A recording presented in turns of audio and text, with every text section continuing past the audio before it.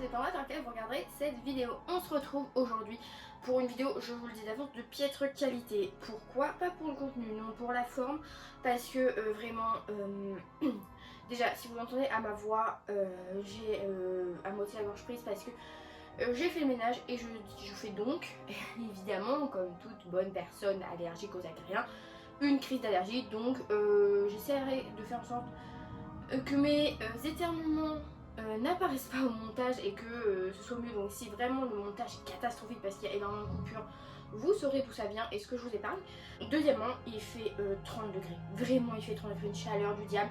Vous allez me dire pourquoi elle est en suite alors celle-là. Bah parce que déjà, j'avais pas à mettre en maillot de bain et parce que sous mon suite, je n'ai rien. Voilà, j'ai un soutif, donc et il est large, donc il ne me colle pas parce que j'ai l'impression que tous mes vêtements me collent, qui vont fondre sur ma personne. Donc ça, s'il y a un bruit de fond autre que la musique de la vidéo, c'est parce que mon copain regarde une série de l'autre côté qui est nulle. Voilà, je vous le dis. Il regarde Andorre, la série de Star Wars, c'est mieux. Et normalement, il n'y aura pas de bruit d'extérieur parce que j'ai attendu pour commencer à filmer que le chantier d'à côté, ils aient terminé eux aussi. Vraiment, oh là là, ça va être une épreuve cette vidéo.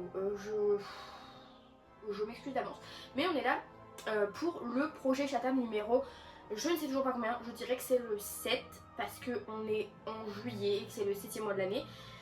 Donc, qu'ai-je lu ce mois-ci de notre cher Maxime? Du plutôt très bon, du plutôt pas très bon. J'ai lu La Passion du Diable, qui est le 2e tome de la série Ludivine Vainqueur. Donc le mois dernier j'avais lu La Conjuration Primitive, qui était le premier tome de cette série. Et j'ai lu Que ta volonté soit faite, qui est un one-shot. Alors, on va commencer par le 2e tome de la série Ludivine Vainqueur. Donc le mois dernier, La Conjuration Primitive, je vous avais dit que j'avais bien aimé, j'avais même beaucoup aimé en fait, que j'avais plutôt apprécié rencontrer le personnage de Ludivine et que la fin du bouquin, je l'avais trouvé vraiment mémorable. Celui-ci ne départ pas, ne perd pas de mérite, je sais pas ce que je voulais dire à la base, mais en gros, j'ai beaucoup aimé La Passion du Diable. Ça aurait pu facilement être dans mon tome 3 de mes préférés de Chatham s'il avait pris une direction qui, à plusieurs reprises, dans ma lecture, je me suis dit ça va arriver. Malheureusement, ça n'arrive pas. Maxime, là, t'aurais pu faire une masterclass, t'as fait qu'une classe. C'est pas grave, c'était quand même très bien. Donc, dans celui-ci, alors, premier point important, parce que je ne l'ai pas dit. Enfin si, je l'avais dit dans l'autre vidéo, je ne savais pas si c'était une série avec suite directe comme le Diptyque du Temps ou des suites pas exactement directes comme l'âme du mal, où voilà, on suit les mêmes personnages mais juste on les reprend plusieurs temps après. Ici on est plutôt comme dans l'âme du mal, enfin la trilogie du mal, parce qu'on retrouve nos personnages, on ne retrouve pas que Ludivine, on retrouve aussi ses collègues. On les retrouve, il me semble, si je me rappelle bien, c'est 18 mois après les événements de la Conjuration Primitive, donc on a quand même souvent des clins d'œil, donc c'est quand même important pour certains détails d'avoir lu les autres. Mais voilà, c'est pas comme dans la trilogie du mal ou dans l'âme du mal, on a Joshua, et dans In Tenebris on a Annabelle, qui sont vraiment d'abord aux opposés et après ils se rejoignent. Ici, Ludivine, c'est vraiment une suite aux événements qu'on a eu dans l'autre. Donc, le résumé de celui-là, c'est que on retrouve des gens morts de peur. Au début du livre, Ludivine t'appelait pour arrêter un go fast dans lequel il ne transportait pas de la drogue mais de la peau humaine. Et en parallèle de ça, il y a une attaque, je dirais pas terroriste, je sais pas trop, mais une attaque, une tuerie au sein d'un TGV. Et en fait, plein de meurtres comme ça vont s'enchaîner un peu partout aux 4 coins de la France. Vraiment, ça ne s'arrête pas. Notre chère Ludivine va comprendre qu'il y a sans doute un lien entre tout ça et donc prendre part à l'enquête. Que dire, j'ai trouvé qu'il avait vraiment une vibe de l'âme du mal comme bouquin, dans le sens où on a pas mal de clins d'œil. J'ai encore apprécié le fait de rencontrer Ludivine parce qu'on la rencontre après des événements vraiment traumatisants qu'elle a vécu dans la Conjuration Primitive, et ses collègues aussi, et on voit comme l'impact que ça a eu sur son train de vie, sur sa façon de travailler et tout, parce que pendant ces 18 mois, elle a pu se centrer sur elle-même, élargir ses connaissances auprès d'un personnage qu'on connaît dans la Conjuration Primitive et qui lui apporte énormément professionnellement parlant et sans doute même personnellement. ça aurait pu être deux personnages différents qui lui apportent cette connaissance. Là, ça en a été un. Pendant un moment, je me suis dit, ça se trouve, ça peut être un autre, mais ça ne l'était pas. J'ai trouvé celui-là très dynamique. Vraiment, je ne pouvais pas m'empêcher de tourner les pages parce que, comme dans l'âme du mal, j'ai ressenti le même entrain pour l'intrigue où j'avais vraiment envie de savoir qui se cachait derrière tout ça. Et dans le mot de remerciement, je ne sais pas si c'est dans le mot de remerciement, qu'est-ce que je dis, attendez. Si c'est dans le mot de remerciement, Monsieur Chatham nous indique que l'un des personnages est un anagramme d'un autre personnage qu'on a rencontré. Je l'ai trouvé, effectivement ça du coup regroupé ma théorie par rapport à l'âme du mal, et c'est du coup ce qui me confirme encore que ça aurait pu être davantage, encore plus un livre fou si Annabelle, en fait à un moment dans l'histoire, on a un de nos fanatiques, un de nos détraqués mentaux, de nos psychopathes, qui perd un bouquin que la police retrouve du coup et qu'il nomme le Necronomicon. Alors le Necronomicon, dans la légende urbaine, donc dans la réalité, c'est un bouquin qui prend vie via l'intermédiaire de l'auteur H.P. Lovecraft. Donc c'était un truc un peu voilà, hors du temps. Et ici donc le mec, le fou furieux là, il en fait un de lui-même mais avec d'autres choses, un autre contenu qui n'a rien à voir avec Lovecraft. Et en fait, il y a un passage dans le chapitre 9 qui décrit ce que contient le bouquin du fou. Et là, ça m'a confirmé que vraiment Maxime Chatham, son œuvre était une œuvre globale parce que ça faisait référence à des choses qu'on a vues dans l'âme du mal, qu'on a vu dans le Titi du temps, qu'on a vu dans le cycle de l'homme et la vérité dans Prédateur et tout. Donc vraiment là je me suis dit waouh, ça c'est fort. Et c'est à partir de là justement que je me suis dit ça se trouve, Maxime Chatham va nous faire un retournement de fou. Il va nous faire introduire un des personnages que j'avais beaucoup aimé dans l'âme du mal, où je me suis dit attends, la cocotte, ça se trouve, vu ce qu'il y avait eu à la fin de la conjuration primitive, en fait elle pourrait se le permettre de faire cette action. Je veux pas en dire trop parce que je veux pas spoiler, mais elle aurait la possibilité de faire appel à un des personnages qu'on a vu dans la trilogie du mal, pour tout le côté magie noire, un peu côté rituel satanique et tout, parce qu'il y a des livres un peu bizarres dont on parle. Et dans l'âme du mal, je vous l'avais dit, il y avait un personnage que j'avais trop aimé, qui avait une bibliothèque un peu avec des recoins et des bouquins un peu farfelus, un petit peu étrange pour un humain quoi. Et en fait non, ça n'arrive pas, voilà je le dis, donc ne vous faites pas d'espoir, mais si c'était arrivé ça aurait été vraiment je pense un coup de cœur ce livre. Donc voilà, ça n'empêche que c'était une très bonne lecture. Au niveau des trigger warnings, bah, il y en a pas, enfin pour du Chatham il n'y en a pas plus que l'un ou les autres livres. Je suis curieuse du coup de lire les autres livres de la série Living Cœur. Donc il y a l'appel du néant et je crois la constance du prédateur, la constatation du prédateur, la constance du prédateur je crois, qui est sortie en poche là récemment, qui est une parution de 2022 donc qui est relativement récente. Donc voilà, c'est pas pour le mois prochain je crois, parce que comme je vous l'avais dit, je les lis dans l'ordre de parution pour voir la plume de Monsieur Chatham évoluer. Donc voilà, voilà pour ce deuxième qui est un des one-shots de Maxime Chatham, qui est Que ta volonté soit faite. Alors déjà j'étais très étonnée parce qu'il est relativement court, voilà, par rapport à l'autre. Est-ce qu'on peut dire que c'est une nouvelle? Non, je pense pas, ça reste un roman de nouvelle, je sais pas quelles sont les conditions pour dire que c'est une nouvelle, je me penche dessus. Mais en gros là on a 330 pages. Dans celui-ci, on est dans une petite bourgade à Carson Mills, donc aux États-Unis, dans le Midwest. Donc voilà, on est au milieu des champs, des forêts, des maisons, vraiment tout le monde se connaît. Si on fait un pas de travers, dans la minute où on est au courant, hein, c'est vraiment le téléphone arabe là-dedans. Et ça a tout pour être un petit coin sympa parce que franchement, si tout le monde se connaît, tout le monde est là pour rendre service aux autres et tout. Sauf que dans cette petite bourgade, un peu plus haut sur les hauteurs, vit John Peterson, je crois, ouais c'est ça, Peterson, qui est une horrible personne, est un horrible personnage. Est-ce que l'humain peut être de pire? Donc on le comprend vite, c'est un tueur, c'est un criminel. Donc c'est un livre que je n'ai pas aimé, enfin j'ai pas aimé, je l'ai trouvé, il a du positif et du négatif. Le côté positif de ce roman-là de Maxime Chatham, c'est que j'ai trouvé l'écriture plutôt originale parce qu'on est du point de vue de quelqu'un, c'est une narration à la première personne, enfin le narrateur nous raconte l'histoire de John Peterson Donc au fil des pages et à la fin du roman, quand on referme le roman, on comprend qui était le jeu en question, c'était pas Maxime Chatham ou quoi. Mais du coup ça j'ai trouvé assez novateur parce qu'il me semble qu'il y a... J'ai pas refeuilleté, je voulais refeuilleter tous les chapitres qu'il y a jusque là pour voir s'il y en avait d'autres à la première personne, mais là comme ça je dirais que c'est l'un des seuls, je crois, un autre que j'ai lu jusqu'ici.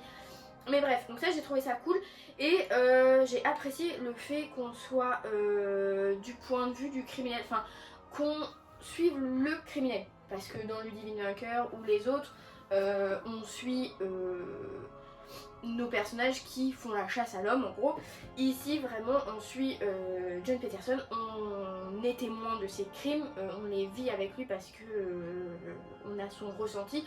Donc c'est une lecture très éprouvante, il faut le savoir, vraiment trigger warning parce que là on est sur agression sexuelle, je passe jusqu'au mot en V, hein, vraiment pas juste des attouchements ou autre, vraiment il y a du mot en V. On a du meurtre pur et dur, de la maltraitance animale, de la maltraitance humaine, on a de la pédophilie, voilà, vraiment ce personnage est une horreur, c'est vraiment la haine incarnée, on n'a qu'une envie c'est qu'il meurt, mais je vais revenir sur ce point important. Donc ça j'ai trouvé ça plutôt pas mal. Que dire d'autre, ce que je n'ai pas aimé. Enfin pourquoi j'ai pas aimé, parce que en soi ça se lit très vite, ça se lit plutôt bien. Déjà le personnage effectivement de John Peterson est un déchet, c'est vraiment un déchet de la société, c'est ce qui se fait de moins bien dans le monde quoi. Et c'était déroutant de le suivre en fait parce que vraiment il y a des scènes à lire qui sont vraiment dérangeante, on se dit vraiment on assiste à tout ça, on est vraiment témoin de la scène, comme si on recueillait vraiment les confessions quoi. Et du coup ça m'amène à ce que j'ai moins aimé parce que forcément on a qu'une envie, c'est qu'à un moment il est le revers de la médaille, que le karma frappe et que le mec se fasse tabasser la gueule, se fasse tuer, voilà, qu'il disparaisse, qu'il y ait un retour des choses, que les victimes puissent enfin avoir un retour de justice, que justice soit faite, etc. Il faut savoir que ce serait pas dans le cadre du projet TAM, c'est une lecture que j'aurais abandonnée vraiment je pense aux 50 premières pages, enfin, à partir du premier truc détestable, première agression que notre personnage fait, parce que même si je trouve ça original de suivre pour une fois le criminel, les faits relatés sont vraiment dérangeants et très... à avoir des hauts de cœur tellement c'est horrible de lire ça parce qu'on ne souhaite ça à personne évidemment, mais il y a vraiment des gens comme ça, et en fait je l'ai continué pour une autre raison, c'est parce que Monsieur Chatham dans son avant-propos nous dit que donc là on a affaire à un livre où la violence est le maître mot effectivement, mais il nous dit que c'est pas, le but de ce roman n'est pas de surenchérir dans la violence, mais d'apporter des réponses à des questions. Et que la plus terrible d'entre elles devrait éclore en vous une fois la dernière page de ce livre tourné. Donc moi, on me dit jusqu'à la toute fin, tu vas être tenu en haleine et la réponse que tu vas attendre tout au long du roman, elle va être à la dernière page. Moi, j'étais comme une dingue. J'étais en mode, il faut absolument que j'aille au bout parce qu'il faut que je sache. Prévisible. Vraiment, quand j'ai vu le dernier chapitre arriver et où le narrateur nous emmenait dans son discours et comment était filée la révélation en gros, parce que on a un semblant de réponse à un moment du bouquin, ok, et du coup il y a un mystère qui plane, une autre question survient suite à cette réponse, et en fait j'ai trouvé le choix de fin beaucoup trop facile. Je veux pas spoiler parce que... En fait c'est que j'ai vu des retours sur celui-là comme quoi c'était l'un des meilleurs Maxime Chatham. Pardon. Alors déjà moi je m'attends en mode c'est un meilleur, je m'attendais déjà à ce qu'il soit plus épais et qu'on soit vraiment dans un truc hyper haletant et tout, pas du tout. Et alors en quoi c'est un tour de force ou un tour de maître, faut pas pousser. Moi j'ai trouvé que c'était archi facile, en plus les dernières pages je les lisais au travail, j'étais à côté de ma collègue, elle me voyait faire des têtes, elle me fait que se passe-t-il? Je lui dis donc, dans l'avant-propos l'auteur nous dit de rester vraiment jusqu'à la dernière page, parce que la réponse finale et globale sera donnée à la dernière page. Moi j'attends, je suis en haleine pour ça.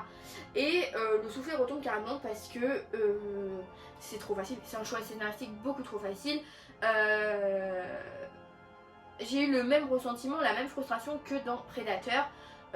où le fin mot de l'histoire, le criminel est un personnage qu'on a vu en tout et pour tout genre 2 fois et qui n'est même pas intervenu, qui n'a pas part au récit, donc évidemment on pouvait pas le voir venir. Là on attend une réponse concrète et celle qu'on nous donne, ouais bah d'accord, t'avais pas d'inspi ou quoi? Ou genre on veut nous faire prendre une prise de conscience. Avec moi ça n'a pas fonctionné. Voilà, donc j'ai pas du tout trouvé que c'était incroyable. Oui, le côté suivre le criminel, être dans sa tête et tout ce côté dégoûtant fonctionne, mais avec moi le côté il faut se poser, cette lecture amène à se poser plein de questions. Bah oui, parce que comment une personne peut en arriver là. Donc on voit le traumatisme dont on parle souvent dans les bouquins genre le Divine Maker et tout, comment le criminel, comment il pense, etc. Mais là, stop. La fin est aussi spectaculaire qu'inattendue. Femme actuelle, Madame le magazine Femme actuelle, non pas du tout. Non, franchement, le côté dérangeant est très présent, ça l'écriture le renvoie très bien, mais la fin n'est pas du tout surprenante. Vraiment, c'est pour moi pas du tout l'un des meilleurs de Maxime Chatham. Donc sur ce point-là, je ne rejoins pas la majorité des gens. Oui, sur lequel je veux revenir parce qu'à un moment, alors attendez, je prends ma tablette parce que j'avais surligné un passage dans la conjuration primitive, non, dans la patience du diable, qui m'a fait effectivement tiquer, qui m'a fait m'arrêter sur le passage où... alors attendez, parce que je ne maîtrise pas la technologie, je suis une bombeuse ou quoi. Là.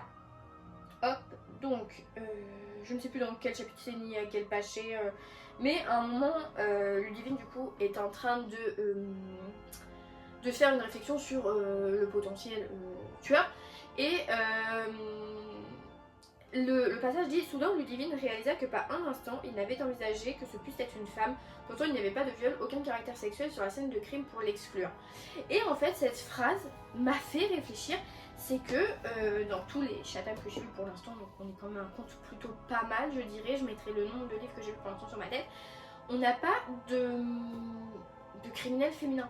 Alors oui, on en a un moment, je ne dis pas dans quel livre, dans mes souvenirs il y en a un, mais c'est tout. Genre vraiment, c'est toujours des hommes qui sont mis en scène et je trouve ça, je sais pas, en mode les femmes ne peuvent pas être des tueuses en série, ne peuvent pas être dérangées à ce point, ne peuvent pas avoir la violence en elle, parce que vraiment l'œuvre de Maxime Chatham est autour du mal, tourne autour du mal et qui est en l'humain, et l'humain n'est pas forcément un homme. La violence peut être aussi peut-être ancrée dans la femme, donc parce que quand il parle de la violence dans l'homme, c'est l'homme avec un grand H, donc pour moi ça regroupe les deux sexes et les genres, etc. Enfin voilà. Donc ouais, je me suis dit ok, quand on présente les femmes tueuses en série, que ce soit dans la réalité ou dans les bouquins, elles sont souvent plus subtiles, elles sont souvent entre guillemets je dirais plus raisonnables, mais du coup ouais, c'est vrai que jusque là on n'a que des hommes qui sont un peu fous furieux, j'ai envie de vous dire. Et puis le côté de dire que oui, il n'y a pas d'agression sexuelle, donc ça pourrait peut-être être une femme, je trouve ça aussi, genre qu'est-ce que ça veut dire? Franchement, il y a des femmes qui peuvent être assoiffées de sexe aussi, qui peuvent aussi avoir eu des traumatismes. Dans la réalité, souvent les victimes de violences sexuelles ont besoin des fois de se réfugier dans le sexe pour passer au-delà de ce traumatisme ou parce qu'elles ont un autre besoin sur ça. Donc bref, c'est une réflexion que je me suis faite, donc il me reste encore quelques œuvres de Maxime Chatham à lire, mais c'est vrai que pour l'instant le côté masculin, les protagonistes, les antagonistes sont plutôt de sexe masculin, et donc on fait un peu un cas général de ça. Donc après oui, dans la réalité je pense que le pourcentage de tueurs hommes est plus élevé que de tueurs femmes, mais voilà, je devrais peut-être faire un compte d'ailleurs pour ma vidéo fin de projet Chatham et récap avec des stats et tout, on verra. En tout cas bref, tout ça pour vous dire que La Patience du Diable était une très bonne lecture, j'apprécie d'autant plus toujours le Divine Vainqueur et ses collègues, que ta vente soit faite n'est pour moi pas du tout une réussite, l'écriture reste très bonne, le sujet, la direction prise pour raconter cette histoire est plutôt ingénieuse et novatrice, mais elle n'a pas cassé trois pattes à un canard. Cette fin, faut arrêter. Facilité scénaristique, vraiment, quand on le voit venir et qu'on le comprend, on souffle. Donc voilà, je n'en ai lu que 2 ce mois-ci parce que j'avais pas envie de me remettre dans autre monde, j'avoue. Donc c'est pas grave, ce sera ou le mois suivant ou celui d'après. Je ne sais pas lesquels sont pour la prochaine fois. Mais je vous invite à laisser des commentaires si jamais vous avez lu que la volonté soit faite pour me dire vous comment vous avez interprété la fin. Je vous laisse vous abonner, mettre un petit j'aime parce que c'est toujours bien pour le répertoriage, la répertoration, l'algorithme, je ne sais pas. Bref, sur ce, je vais aller me mettre la tête dans le frigo je pense parce que là vraiment je vais dégouliner. Ou alors je vais prendre l'apéro. Mais je vous souhaite une belle journée quand vous voyez cette vidéo. Je pense que cette semaine il y aura 2 vidéos parce que là on est mercredi. Je pense que quand je posterai ça, quand vous verrez cette vidéo, on sera mercredi. Et je tournerai dans la foulée mon bilan de juillet pour que vous l'ayez ce week-end. Donc voilà, si vous voulez des choses un peu plus gaies, n'hésitez pas à voir ma dernière vidéo sur les romances ados pour l'été qui sont très sympas et qui n'ont pas de criminels. Voilà, donc un peu plus de légèreté. Sur ce, je vous dis à la prochaine. Salut!